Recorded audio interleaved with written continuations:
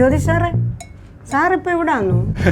ഞാൻ ജഡ്ജിയുടെ ഗൺമാനാണ് ഇപ്പോൾ. പക്ഷേ പുള്ളി എന്നെ ഒരു മോനായിട്ടാണ് കണക്കാക്കുന്നത്. അപ്പോൾ ഗൺമോനീന്നായിരിക്കും വിളിക്കുന്നത് അല്ലയോ? അല്ല, ഇതെന്താ കേസ്? കച്ചേരിക്കാരൻ്റെ ഘടം മോട്ടിച്ചു. കടം മോഷ്ടിച്ചോ? എന്താ സാറിന് ഇൻട്രസ്റ്റ് ഉണ്ടോ? കടം വേണം? അയ്യോ വേണ്ട വേണ്ട. ഇപ്പൊ തന്നെ ആൾക്കാർ എന്നെ കടം സ്റ്റാർ എന്നാണ് വിളിക്കുന്നത്. ഇനി ഒരു കടം സ്റ്റാർ ആകാൻ എനിക്ക് താല്പര്യമില്ല.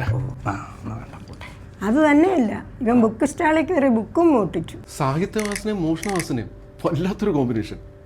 ആരാണ് ഫേവറേറ്റ് റൈറ്റർ? ചെങ്ങന്നൂർ സ്റ്റേഷനിലെ റൈറ്റർ രവി സാർ. സാറിൻ്റെ ചില സമയത്ത് എഴുത്ത് എത്ര നല്ല വക്കീലാണെങ്കിലും 90 ദിവസം കഴിയാതെ നമുക്ക് ജാമ്യം കിട്ടത്തില്ല. സാറിപ്പം പാട്ടൊന്നുമില്ലേ? പഴയ സ്വരച്ചേർച്ചയൊന്നുമില്ല. ശ്രുതിയും താളവും തമ്മിലാണോ സ്വരച്ചേർച്ചയില്ലാത്തത്? അല്ലല്ല, ഞാനും ഭാര്യയും തമ്മിൽ പഴയ സ്വരച്ചേർച്ചയൊന്നുമില്ല. അവർക്ക് ഞാൻ പാടുന്നതിൽ തീരെ താല്പര്യമില്ല.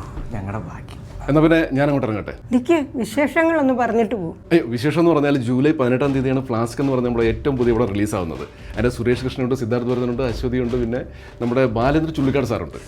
അങ്ങനെ ഒരു രസമുള്ളൊരു പടമാണ്. അപ്പോൾ എന്തായാലും തിയേറ്ററിൽ തന്നെ പോയി കാണണേ. ജൂലൈ 18-ാം തീയതി ഫ്ലാസ്ക്. സാറും ടീമും വരും. ജാമ്യം കിട്ടിയാൽ ഞങ്ങൾ ഫുൾ ടീം കാണും. ഓക്കെ സന്തോഷം. ശരി എന്നാൽ.